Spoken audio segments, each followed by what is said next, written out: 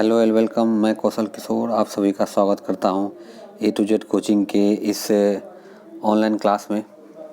तो मित्रों दोस्तों, आज थोड़ी सी खेद है, मुझे दुख है कि मैं आप लोगों के लिए वीडियो ठीक से नहीं ला पाया हूं। मैंने वीडियो बनाने का प्रयास किया लेकिन कुछ टेक्निकल इशू के चलते मैं नहीं बना पाया। इसके लिए मुझे बहुत बेहद खेद है। तो आप लोग बिल्कुल ना घबराएं। तो पर भी मैं प्रयास कर रहा हूं कि आप लोगों के लिए मैं एक अच्छा सा वीडियो ला पाऊँ, आप लोग को समझा पाऊँ। तो दोस्तों मित्रों, आज हम लोग क्वेश्चन को डिस्कशन करते हुए चलेंगे। तो आज देख रहे हैं, आज हमारे लिए क्वेश्चन है, हम लोग पहले पर्यावरण के क्वेश्चन को डिस्कस करेंगे। कह रहा है कि शामिल करना, देख रहे हैं, शामिल करना, खोजबीन करना, व्याख्या करना, विस्तार देना और मूल्यांकन करना विज्ञान के प्रभावी शिक्षण से जुड़े 5 महत्वपूर्ण है।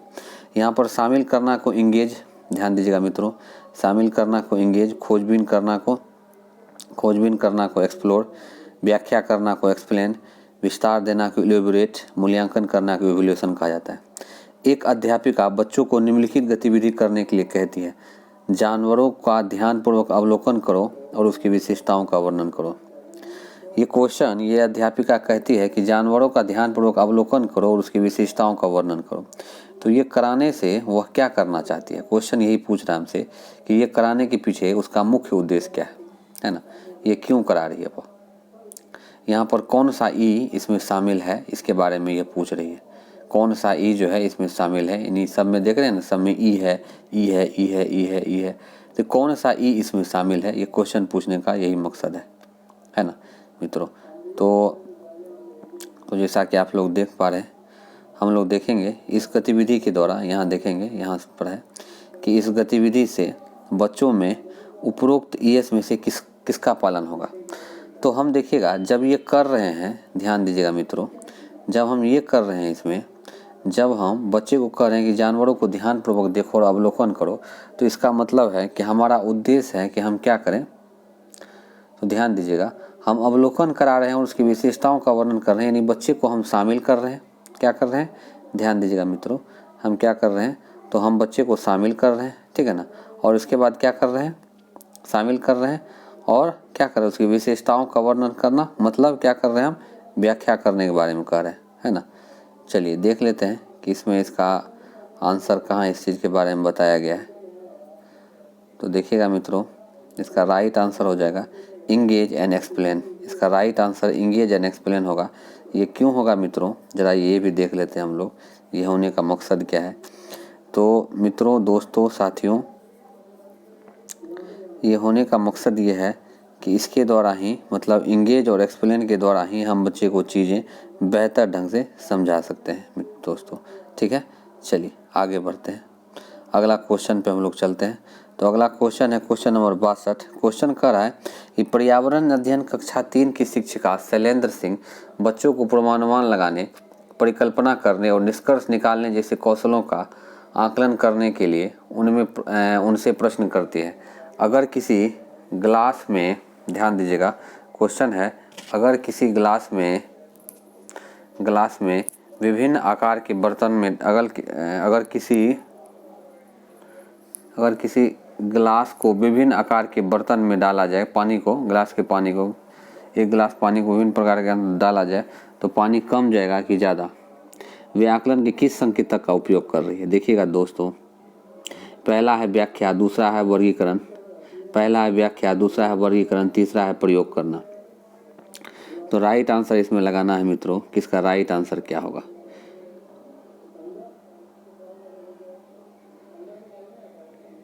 तो मित्रों, दोस्तों, इसका राइट आंसर क्या होगा? इसका राइट आंसर होगा विश्लेषण करना। अब मित्रों जरा जान लेते हैं कि इसका राइट आंसर को हम लोगों ने विश्लेषण करने में क्यों रखा, क्यों हम ये कहते हैं कि इसका राइट आंसर जो है ये विश्लेषण करना होगा, क्यों ये इसको विश्लेषण करना कहते हैं, है ना। अब देखिएगा, ये व्याख्या क्यों नहीं होगा? ध्यान दीजिएगा, इसमें हम ये देखते हैं कि यह व्याख्या क्यों नहीं होगा, क्यों इसमें व्याख्या नहीं होगा, ठीक ना। क्यों हम इसमें व्याख्या का उपयोग नहीं करेंगे, क्यों वर्गीकरण नहीं होगा, क्यों प्रयोग करना नहीं होगा? तो इसका मतलब ये है कि ये सारी चीज़ें इसमें इसलिए नहीं होगी क्योंकि इस उम्र का बच्चा जो है यह व्याख्या इत्यादि नहीं कर पाता है। तो इस उम्र का बच्चा जो होता है यह व्याख्या इत्यादि नहीं कर पाता, इसलिए राइट आंसर क्या होगा, तो विश्लेषण। ठीक है ना। चलिए अगला क्वेश्चन पे चलते हैं। अगला क्वेश्चन है मित्रों हमारे लिए क्वेश्चन नंबर 63।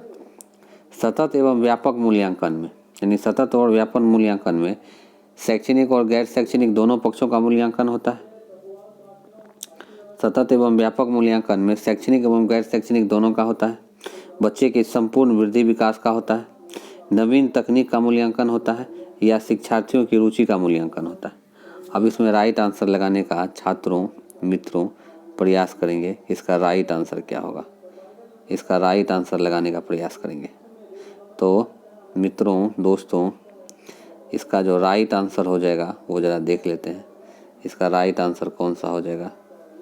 तो मित्रों दोस्तों साथियों, इसका राइट आंसर जैसा कि आप लोग जानते भी होंगे,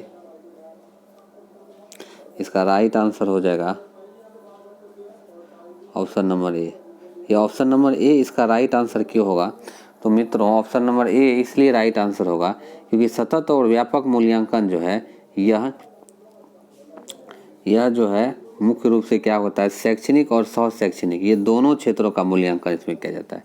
इसमें शैक्षणिक क्षेत्र भी आते हैं और सह शैक्षणिक क्षेत्र भी आते हैं। इसी को सतत और व्यापक मूल्यांकन कहा जाता है। संपूर्ण वृद्धि विकास का आकलन इसके अंतर्गत नहीं आएगा, संपूर्ण वृद्धि विकास का आकलन नहीं आएगा, न नवीन तकनीक का मूल्यांकन आएगा। इसका राइट आंसर सिर्फ ऑप्शन नंबर ए हो जाएगा। चलिए अगला देखते हैं। मूल्यांकन की निरीक्षण विधि की विशेषता क्या है, हम लोग ऑप्शन पढ़ेंगे। पहला ऑप्शन देख लेंगे मित्रों। तो पहला ऑप्शन है हमारे पास, पहला ऑप्शन है इसके द्वारा मूल्यांकन प्रकृति परिस्थिति में किया जाता है। दूसरा, इस विधि में प्रामाणिकता की विश्वसनीयता होती है। इस विधि के द्वारा बच्चों के व्यक्तित्व को विभिन्न पक्षों का मूल्यांकन होता है। और चौथा है उपरोक्त में से सभी। राइट आंसर लगाएंगे मित्रों।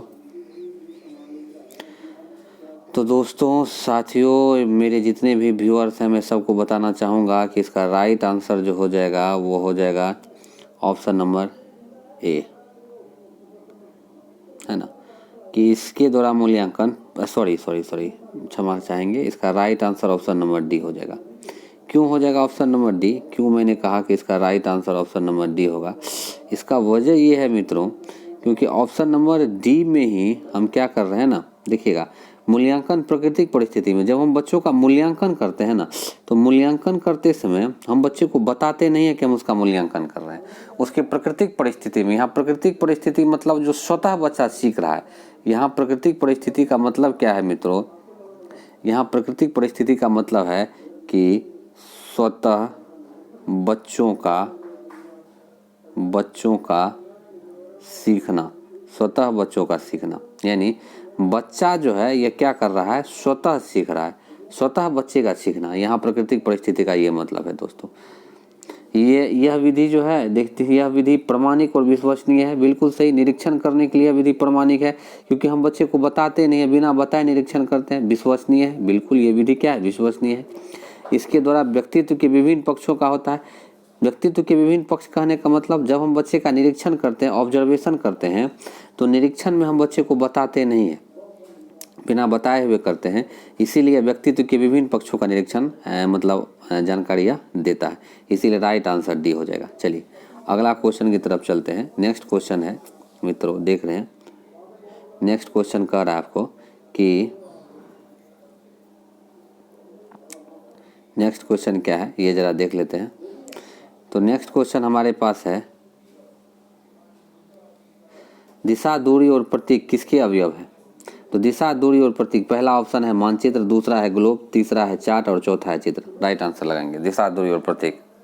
तो दिशा, दूरी और प्रतीक का प्रयोग किया जाता है मानचित्र में। ग्लोब में क्या होता है, तो ग्लोब में हम लोग 3D आकृति दिखाते हैं। क्या करते हैं, 3D। कहने का मतलब है कि इसमें 3 डायमेंशनल चित्र के माध्यम से हम क्या करते हैं, तो चित्र के माध्यम से रचनात्मकता का विकास होता है, रचनात्मकता का विकास होता है ना, चित्र के माध्यम से रचनात्मकता का विकास होता है मित्रों।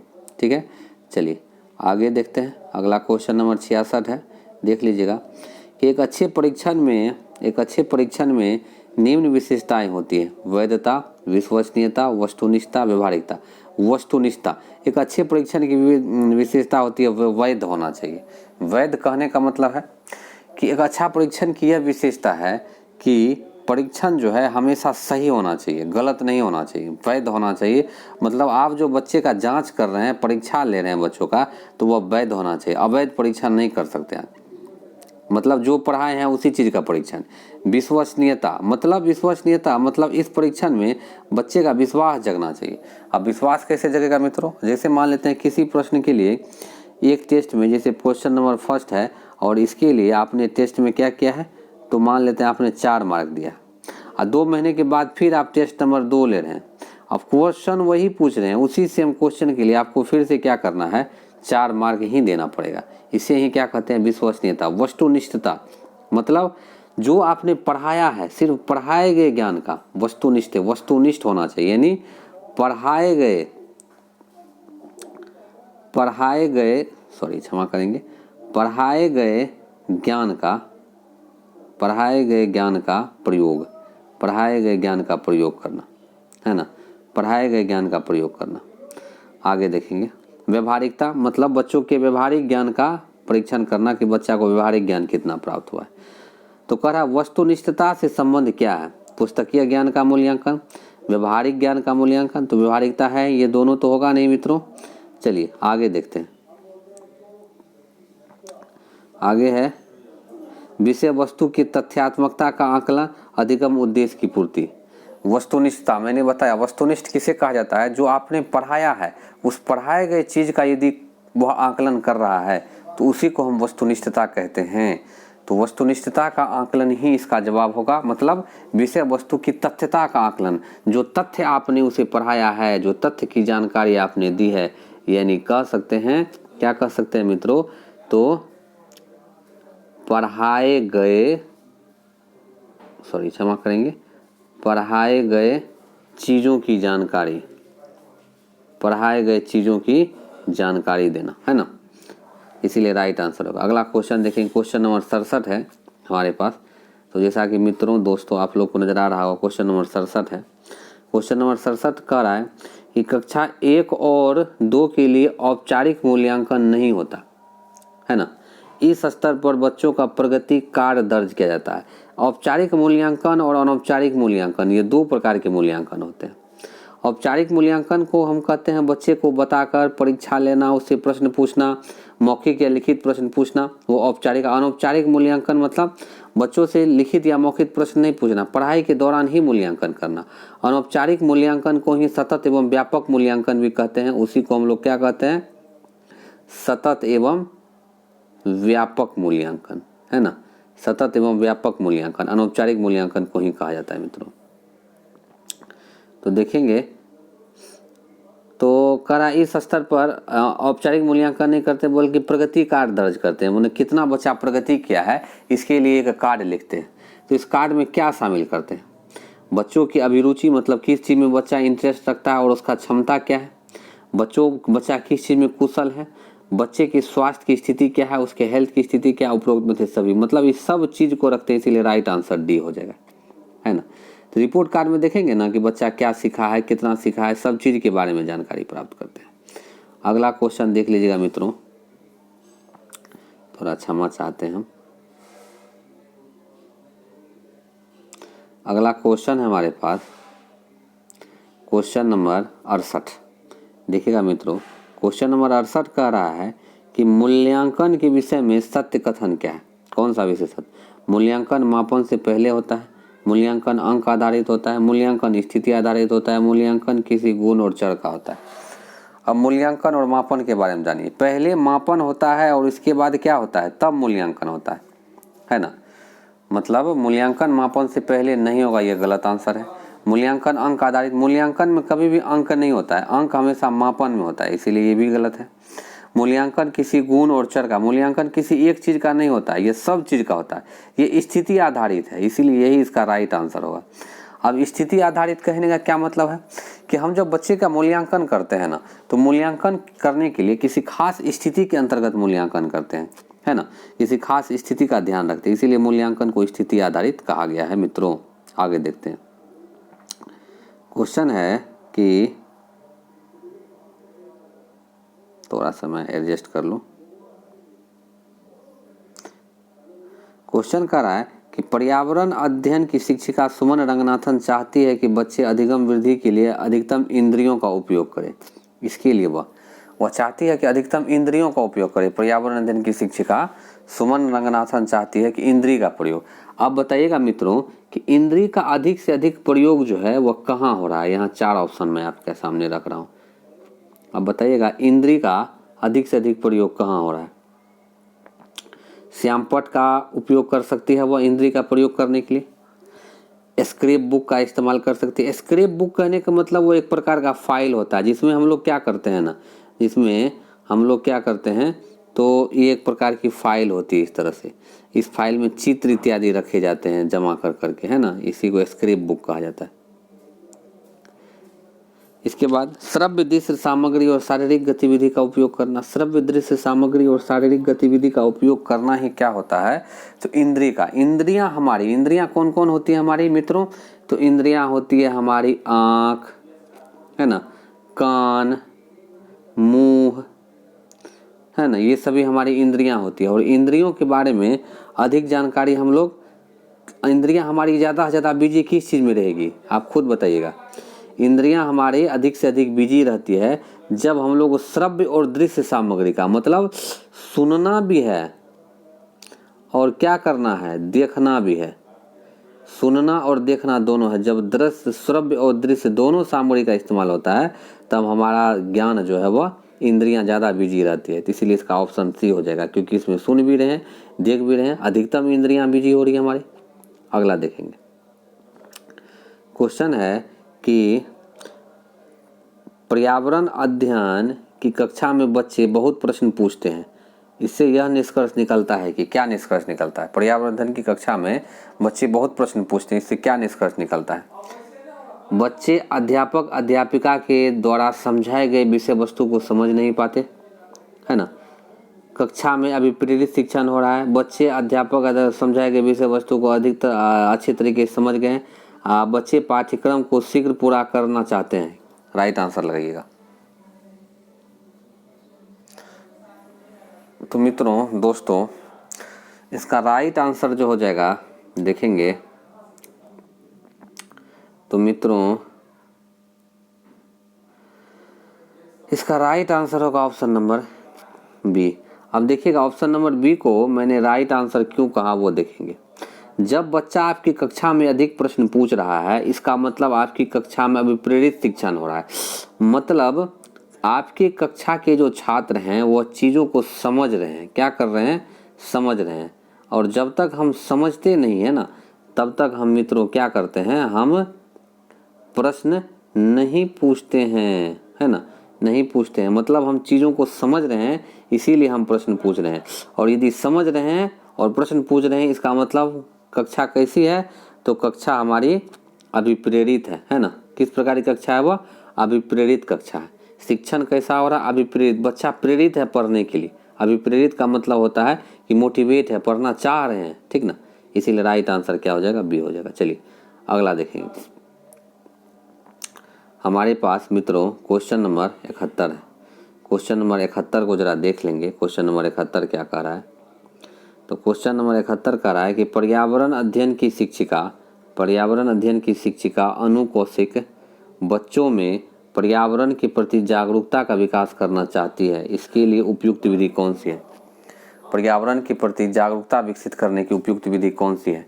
पहला है व्याख्यान, दूसरा है समूह वार्तालाप, तीसरा है निबंधात्मक प्रश्न, चौथा है क्षेत्रीय भ्रमण। देखिएगा, पर्यावरण के प्रति जागरूकता विकसित करने के लिए आंसर लगाइएगा।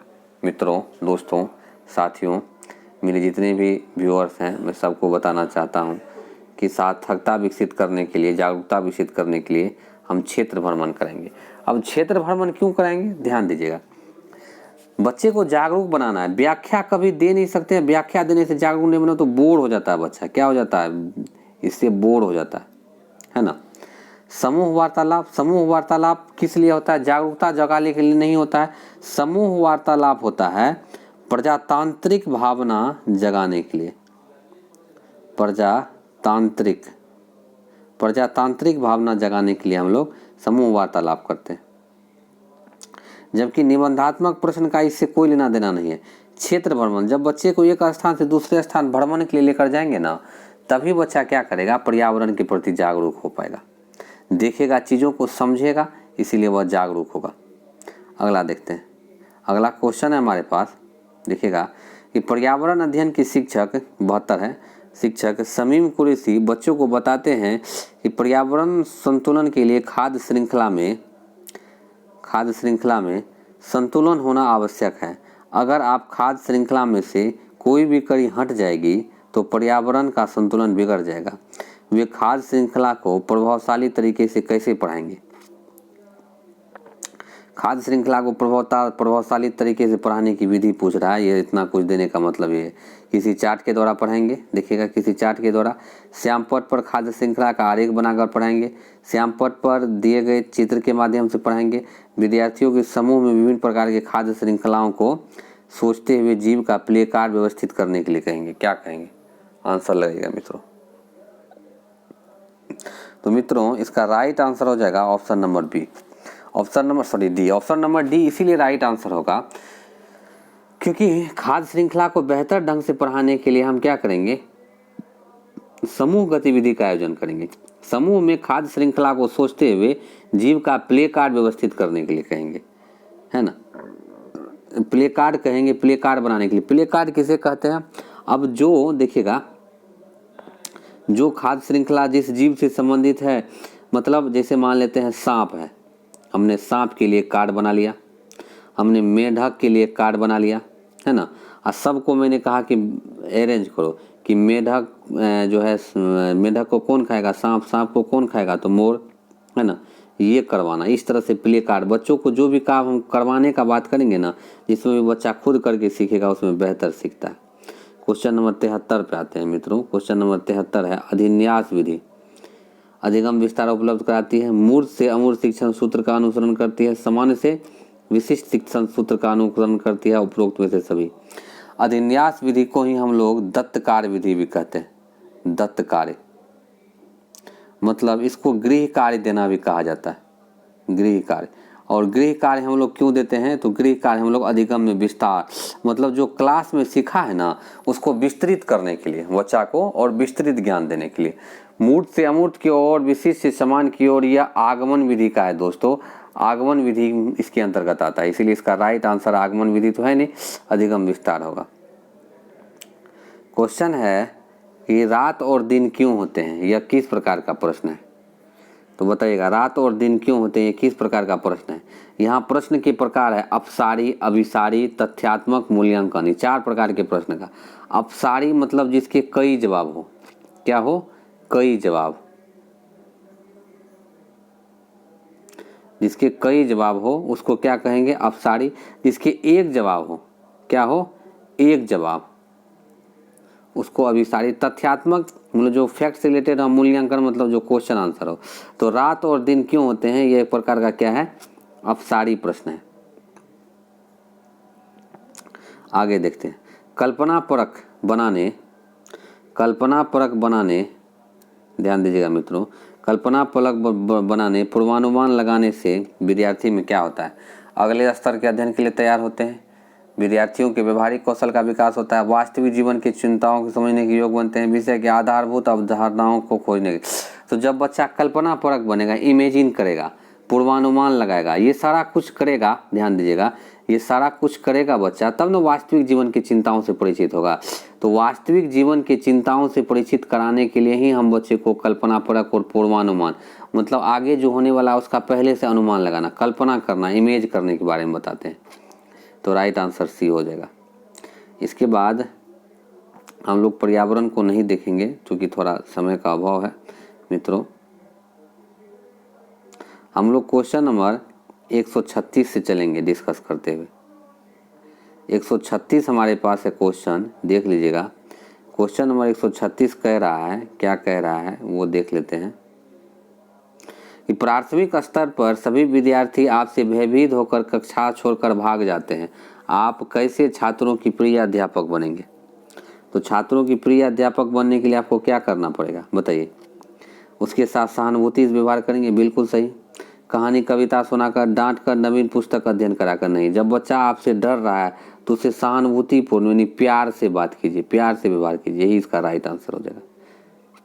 आगे देखिएगा, कह रहा है कि भाषा शिक्षा में गुणात्मक सुधार हेतु क्या कीजिएगा? गुणात्मक सुधार करने के लिए, भाषा की कक्षा को में गुणात्मक सुधार करने के लिए कक्षा अधिगम, देखिएगा, कक्षा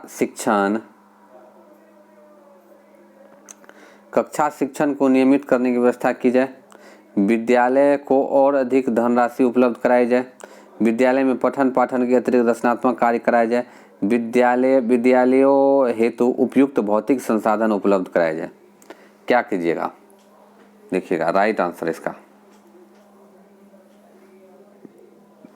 तो इसका राइट आंसर मित्रों ऑप्शन नंबर सी हो जाएगा। गुणात्मक कार्य तब होगा जब बच्चे को रचनात्मक कार्य करेंगे।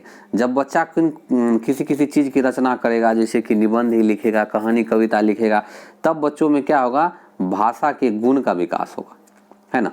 इसीलिए राइट आंसर ही हो जाएगा बी। देखिएगा, विद्यार्थियों के लिए देखिएगा, विद्यार्थियों के लिए विद्यालय में आवश्यक है, क्या आवश्यक है विद्यार्थियों के लिए विद्यालय में? ध्यान दीजिएगा, तो विद्यार्थियों के लिए विद्यालय में आवश्यक है क्रीड़ा के अवसर उपलब्ध कराना, सामान्य से विशेष तो होगा नहीं, सामान्य से विशेष की ओर ज्ञान देना, श्रुतलेख लिखवाना, कहानी और कविता का ज्ञान देना, सिर्फ ये होगा नहीं। विद्यालय में आवश्यक है क्रीड़ा का अवसर यानी खेल का अवसर देना, सामान्य से विशेष की ओर यह आगमन विधि का हो गया, श्रुतलेख सिर्फ लेखन से, कहानी कविता सुनाना मतलब क्या करना? सिर्फ श्रवण से है, लेकिन क्रीड़ा खेल में हर चीज़ का विकास होता है, इसीलिए यह लेगा क्रीड़ा मतलब खेल। प्राथमिक स्तर पर एक शिक्षक को शिक्षा संबंधी समस्याओं का ज्ञान होना अति आवश्यक है। तो शिक्षा संबंधी समस्याओं का ज्ञान होना क्यों अति आवश्यक है मित्रों? क्वेश्चन देखेंगे, वह अन्य शिक्षकों से संपर्क कर सकता है, वह इस समस्या, ध्यान दीजिएगा, वह इस समस्या को सरकार के समक्ष रख सकता है, शिक्षक को उस समस्या के विषय में कुछ कर सकता है, शिक्षक को शिक्षा के संबंध में जानकारी हो सकती है। प्राथमिक स्तर पर शिक्षक को शिक्षा संबंधी समस्याओं का ज्ञान होना चाहिए। तो शिक्षक को शिक्षा संबंधी समस्याओं का ज्ञान क्यों होना चाहिए? क्योंकि शिक्षक ही उसका समाधान कर सकता है। समस्या है तो समाधान कौन करेगा? वही करेगा। राइट आंसर ये हो जाएगा। क्वेश्चन कह रहा है कि आप प्राथमिक स्तर के शिक्षक होने के नाते बाल मनोविज्ञान, आपका बाल मनोविज्ञान ज्ञान होना आवश्यक है। आपके लिए इसका ज्ञान होना क्यों आवश्यक है? पहला ऑप्शन है, आपको बच्चे को अनुशासित करने में सहायता मिलेगी, व्यवहार समझने में सहायता मिलेगी, परीक्षा फल बनाने में सहायता मिलेगी। तो बाल मनोविज्ञान का ज्ञान व्यवहार समझने में, बाल मनोविज्ञान का मतलब यह व्यवहार का ज्ञान। आपके विचार में भाषा संबंधी अध्ययन द्वारा नैतिक ज्ञान भी प्रदान करना अति आवश्यक है। भाषा संबंधी अध्ययन द्वारा नैतिक ज्ञान प्रदान करना भी आवश्यक है, यानी बच्चे को नैतिकता का भी ज्ञान। नैतिक किसे कहते हैं दोस्तों? तो नैतिक कहा जाता है सही गलत के बारे में जानकारी प्राप्त करना ही नैतिकता कहलाता है। इससे विद्यार्थी तथा अध्यापक दोनों के आचरण को संयमित और नियमित किया जा सकता है। बिल्कुल सही, यही राइट आंसर होगा इसका मित्रों, है ना। इससे दोनों के व्यवहार को संयमित किया जा सकता है। सृजनात्मक कार्य की अपेक्षा कठिन है, ये सब नहीं होगा।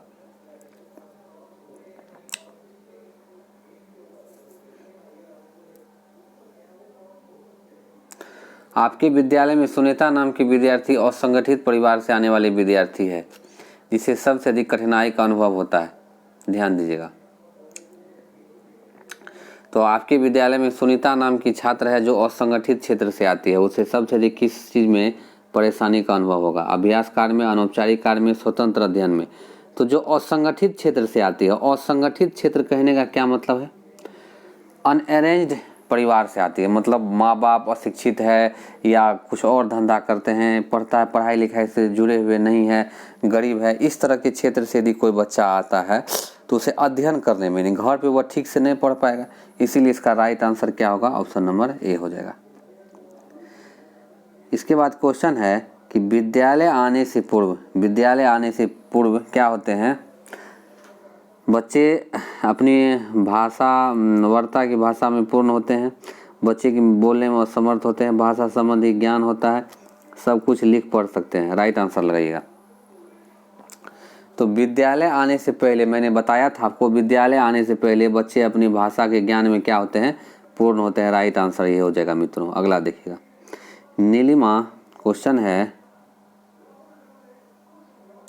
नीलिमा के आसपास ऐसे कौन से फूल है जिसकी महक बहुत तीव्र है। फूल के नाम अपनी भाषा में लिखिए, है ना। फूल के नाम को अपनी भाषा में लिखने के लिए कह रहा है, तो हिंदी भाषा में इस अध्याय के देने का मुख्य उद्देश्य क्या है। ऑप्शन है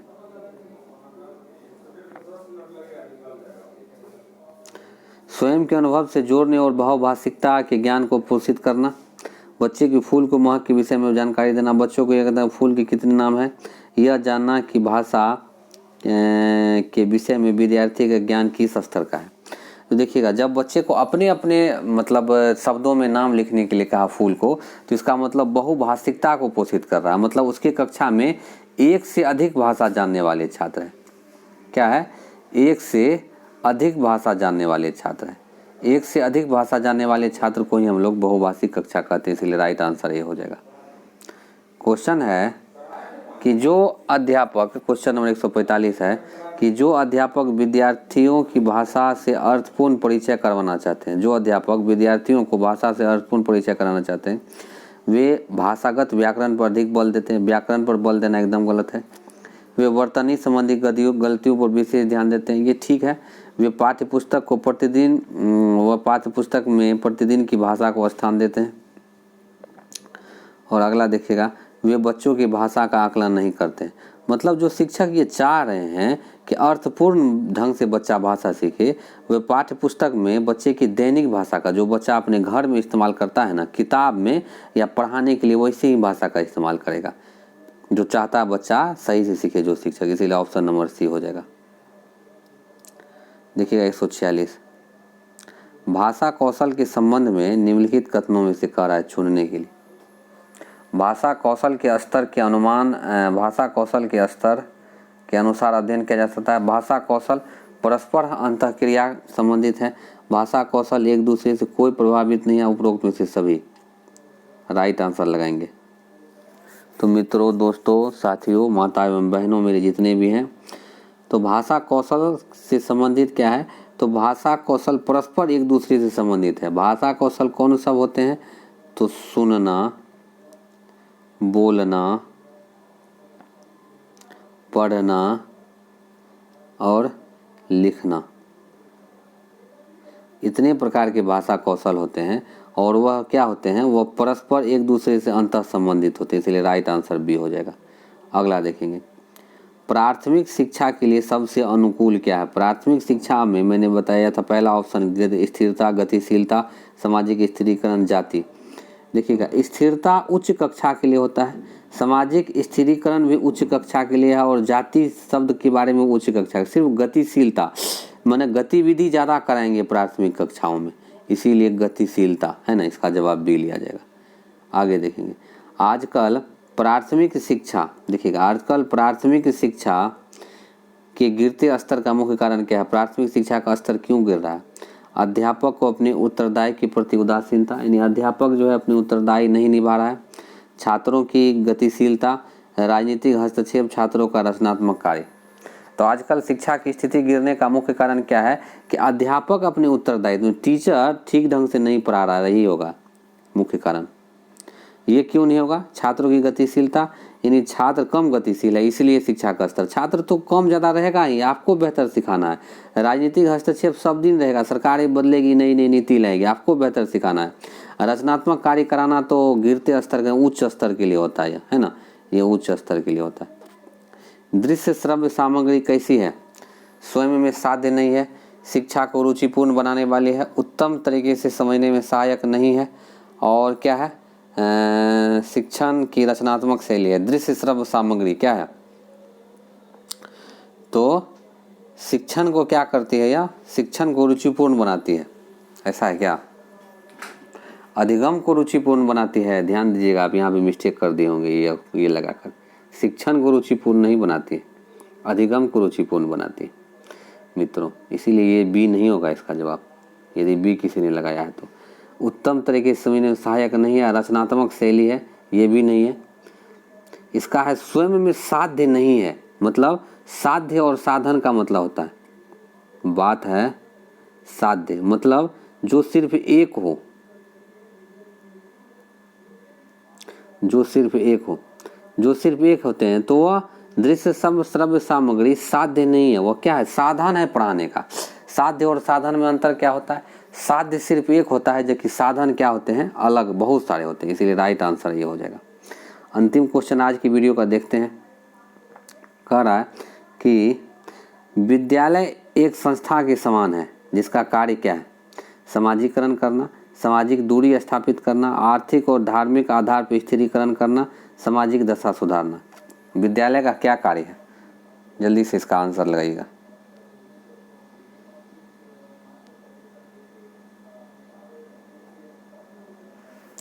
तो विद्यालय का कार्य है सामाजिक दशा सुधारना। अब समाजीकरण करना यह विद्यालय का कार्य क्यों नहीं है, ये समाजीकरण तो होता ही है, सामाजिक दूरी भी स्थापित नहीं होती है, दूरी तो कभी नहीं करता है। स्थिरीकरण, आर्थिक और धार्मिक स्तर पर स्तरीकरण करने का मतलब है कि आप समाज और जाति के आधार पर आप स्तर को बांट रहे हैं, मतलब कौन अमीर है कौन गरीब है इस आधार पर, ये तो गलत है। सामाजिक दशा सुधारना, विद्यालय एक संस्था है जिसका क्या, समाज का जो दशा गिर रहा है उसको क्या करना, सुधारना, यही कार्य है। यदि ये लिया है तो ये गलत जवाब होगा, इसका आंसर डी होगा, है ना। तो मित्रों दोस्तों आज का ये वीडियो था, चूँकि दूसरे ढंग का ये वीडियो था, आप लोग को कैसा लगा ज़रा कमेंट और शेयर ज़रूर करेंगे, थोड़ा कमेंट कर देंगे, अपने ग्रुप सब में शेयर कर दीजिए और थोड़ा लाइक सब्सक्राइब एक बार कर लीजिए, ठीक है ना। हम फिर कल आप लोग के लिए वीडियो लेकर आएंगे और चाहेंगे कि आप लोग के लिए मैं वीडियो मैं लेकर आऊँ इस तरह का जिसमें मैं भी दिखूँ अच्छे से, है ना। आज के लिए फ़िलहाल इतना ही, आप लोग अच्छे से रहें, तैयारी करते रहें, सीटेट में सफलता ज़रूर मिलेगी। तब तक के लिए शुभ रात्रि।